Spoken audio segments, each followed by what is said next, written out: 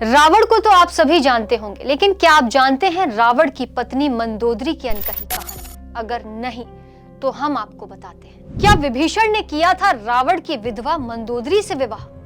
लंकापति रावण के बाद कौन बना था लंका का राजा?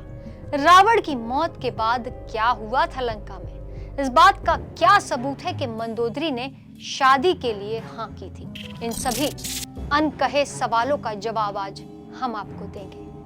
रामायण की कथा तो शायद हर भारतीय को पता है, लेकिन क्या कुछ ऐसा भी है जो आज तक छिपा है? ऐसे सवालों का कोई सीधा जवाब तो नहीं। रामचरितमानस से संबंधित देश विदेश में 100 तरह की रामायण प्रचलित है। इनमें हिंदी भाषी क्षेत्र में वाल्मीकि रामायण और रामचरितमानस के अलावा बंगाल में कृतिवासी रामायण और दक्षिण में कंबन रामायण लोकप्रिय है। इनके घटनाक्रम में कुछ अंतर भी मिलता है, जिसके कारण कुछ ऐसा प्रसंग है जो अनूठा लगता है। ऐसा ही एक प्रसंग है रावण वध के बाद लंका के राजा विभीषण ने मंदोदरी से विवाह कर लिया था। ज्यादातर लोग इसे कोरी कल्पना बताते हैं। अब आप इसे कल्पना माने या सच, लेकिन इसी बहाने मंदोदरी जैसे चरित्र को एक बार जानने में दिलचस्पी तो बढ़ ही जाती है। सबसे पहले हम बताते हैं कि मंदोदरी कौन थी। वाल्मीकि रामायण में बताया गया है कि मधुरा नाम की अप्सरा भगवान शिव के तेजस्वी रूप पर मुग्ध हो गई।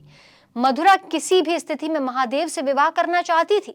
महादेव की पत्नी माता पार्वती इस बात से परेशान थी। देवी पार्वती ने मधुरा को शाप देकर मेढक बना दिया। भक्तों के लिए परम दयालु शिव को इस बारे में जब पता चला तो उन्होंने मेढक बन चुकी मधुरा को पार्वती के शाप से मुक्त किया। साथ ही वरदान दिया कि अगले जन्म में मधुरा एक सुंदर स्त्री बनेगी। उस सुंदर स्त्री का विवाह एक महान पराक्रमी राजा से होगा। इस वरदान के फल स्वरूप मधुरा ने अगले जन्म में असुर राजा मयासुर और उनकी पत्नी हेमा के घर में जन्म लिया। बालिका का नाम रखा गया मंदोदरी। कुछ कथाओं में बताया गया है कि मंदोदरी एक कामुक महिला थी जो स्वर्ग से सिर्फ रावण का विनाश करने के लिए धरती पर आई थी। कुछ विद्वानों का मत है कि मयासुर ने जब अपनी बेटी मंदोदरी का विवाह रावण से किया था तो दहेज के तौर पर लंका को भेंट किया था। बता दें कि एक अन्य कथा के अनुसार एक बार रावण असुर राज मयासुर के महल गया। वहां रावण ने मंदोदरी को देखा और उसके रूप पर मोहित हो गया। रावण ने मयासुर के सामने प्रस्ताव रखा कि वो मंदोदरी से विवाह करना चाहता है, लेकिन मयासुर ने इससे इनकार कर दिया। रावण की अगाध शिव भक्ति और उसकी शक्तियों से अपने पिता की रक्षा के लिए मंदोदरी उससे विवाह के लिए तैयार हो गई। मंदोदरी के जन्म और उनके रावण विवाह के बारे में कई अन्य कथाएं प्रचलित हैं, लेकिन एक बात तय है कि मंदोदरी पूरी तरह धर्म के रास्ते पर चलने वाली पतिव्रता महिला थी। मंदोदरी ने रावण को कई बार चेतावनी दी कि माता सीता को छल से लंका लाने के परिणाम घातक होंगे, लेकिन रावण ने कभी मंदोदरी की सलाह को माना ही नहीं। अपनी पत्नी सीता को मुक्त कराने के लिए राम ने रावण से युद्ध किया और उसका वध कर दिया। महान पराक्रमी और मायावी राजा रावण के अंत में उनके भाई राम भक्त विभीषण ने अहम भूमिका निभाई थी। भारत के घरों में आज भी राम कथा के लिए रामचरितमानस का पाठ होता है। बताया जाता है कि लंका विजय के बाद श्री राम वहां का सारा दायित्व विभीषण को सौंप कर अयोध्या लौट गए थे।